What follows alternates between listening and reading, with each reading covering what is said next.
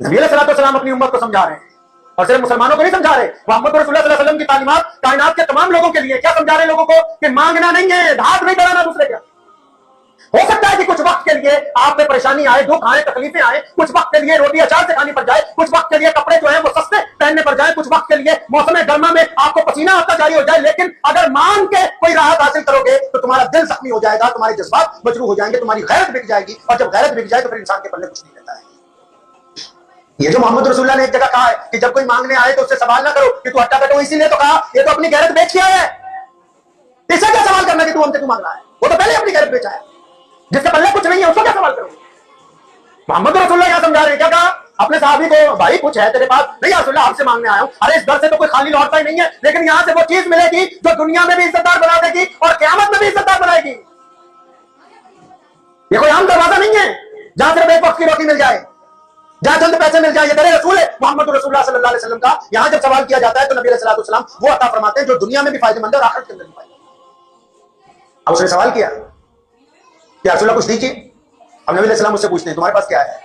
कुछ भी नहीं या रसूलल्लाह। कुछ तो होगा या रसूलल्लाह? कुछ भी नहीं, घर के तो बर्तन तक बिक गए रोटी खाने के चक्कर में, कर्जा चढ़ गया। कुछ होगा? नहीं या रसूलल्लाह कुछ नहीं।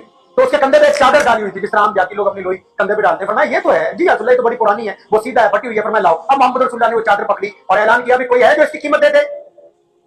चादर तो बेकीमत है क्योंकि वो सीधा भी है, खराब भी है, मैली कुचैली भी है, फटी भी हुई है, लेकिन क्योंकि नबी अलैहि सलाम के हाथ में है। साहबा ने कहा या रसूलल्लाह एक दिनार दे देते हैं, एक सिक्का सोने का दे देते हैं। फरमाया कम है। किसी ने कहा या रसूलल्लाह आप कहते तो दो दे देते हैं। फरमाया ये दुरुस्त है। अब वो दो सिक्कों में वो चादर फरोख्त कर दी गई, और दो सिक्के जब हासिल हो गए तो मोहम्मद रसूलुल्लाह सल्लल्लाहु अलैहि वसल्लम से फरमाते हैं कि एक सिक्के का जाके राशन खरीदो, 1 महीने का राशन इतना आ जाएगा कि घर वाले आराम से खाएं।